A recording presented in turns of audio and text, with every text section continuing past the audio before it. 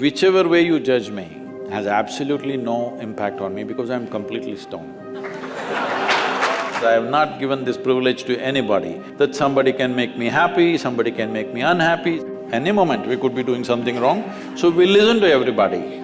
But what they say will not determine how I am.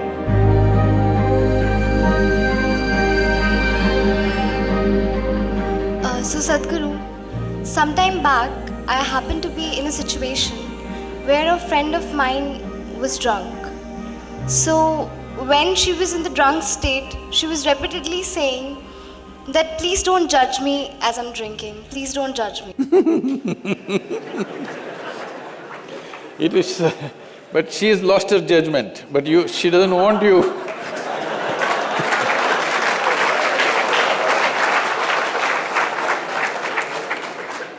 So my question is, whether it is alcohol or not, in life, why are we so apprehensive about being judged by others?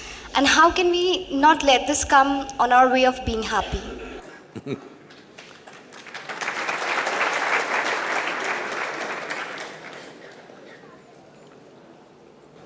Look at me. See, I'm always stoned.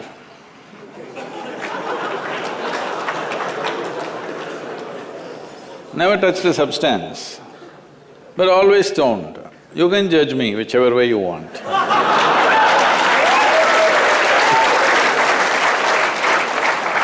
Because one thing is, I'm stoned in such a way that I have not lost my judgment at all. And at the same time, whichever way you judge me has absolutely no impact on me because I'm completely stoned.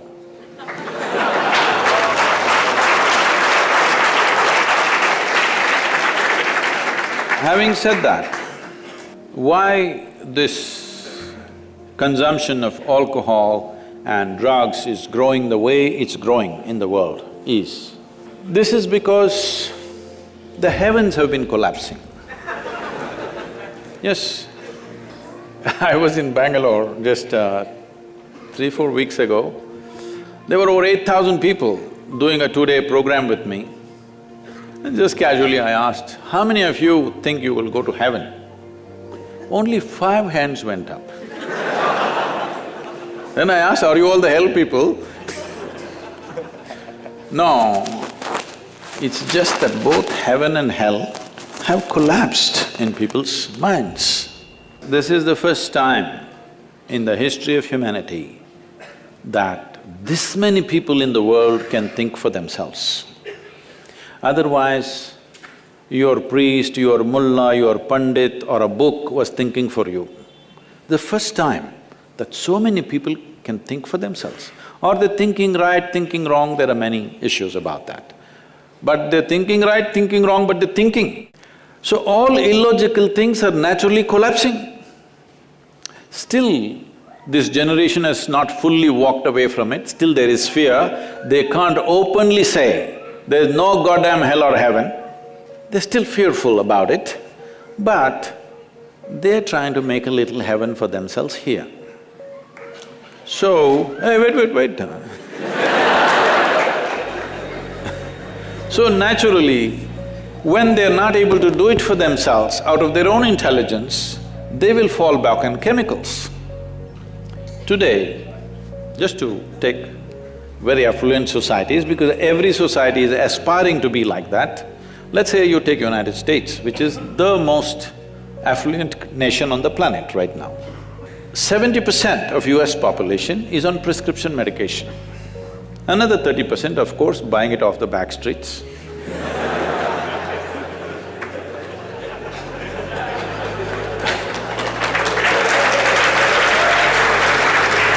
Most affluent nation, obviously affluence is not working. To be healthful, you need chemicals. To be joyful, you need chemicals. To be peaceful, you need chemicals. To be ecstatic, of course, that is ecstasy. So, I'm not even looking at it morally. It's never a moral issue for me. If 90% of this population right now is on chemicals, believe me, the next generation that we produce will be a generation which is much less than us.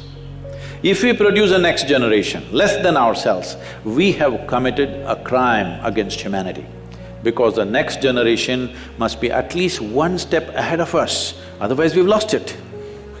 We've lost the entire process of civilization when we produce a next generation which is actually less than us. So, we are heading towards this rapidly. Unless we teach individual human beings how to simply sit here and be blissed out. Stoned enough or no? Just look at me. But am I conscious enough, alert enough, clear enough?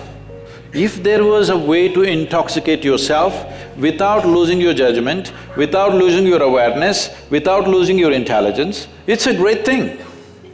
Intoxication is a fantastic thing. Only problem is, it takes away your judgment, it takes away your intelligence, incapacitates you. That is the problem, isn't it? Is it true?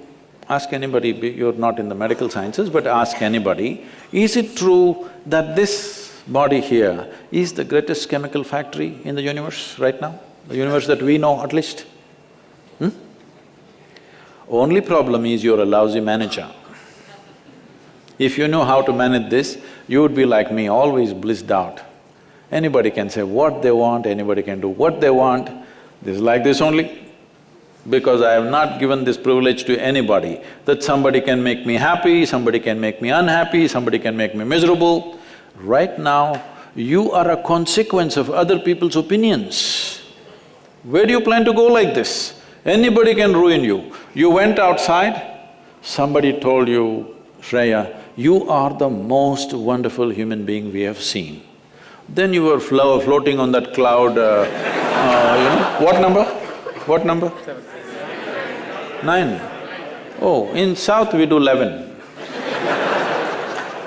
You were floating on cloud whatever number, and you came home, people at home told you who you really are. And the cloud will crash. No. It's very important that neither this way or that way, we listen to everybody because we could be doing something wrong. Hello? Any moment we could be doing something wrong, so we listen to everybody. But what they say will not determine how I am. Never, ever. This you must fix and you must tell your friend when she's not drunk. Because otherwise she won't understand.